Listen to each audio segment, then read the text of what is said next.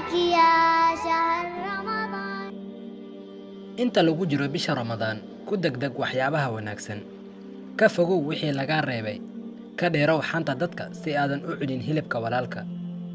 soonka waa muujinta ugu sareysa ee doonista taas oo ah ficilka xurriyadda samirku waa iimaanka barkii soonkuna waa sabirka barkii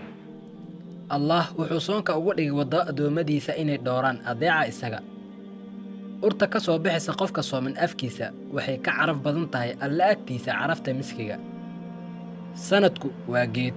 bilahana waa laamaheeda maalmahana waa xubnaheeda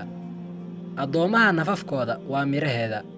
bisha rajab waa maalmaha ilaalinteeda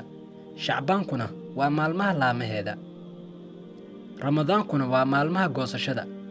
mu'miniintuna waa kuwa goosanaya rabitaanka ramadaanku waa mid soo noqnoqonaya sanad walba allahayow waxaan gaarnay ramadaan oo waxaad ka dhigtaa bishaas kuwa gafafyadeena loo rogo camal wanaagsan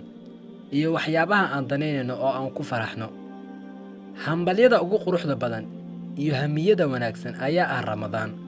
qof kasta oo sooman sanadkiisa koowaad iyo kan labaad allahayow noo dhammaystir bisha shacbaan oo na gaarsii bisha ramadaan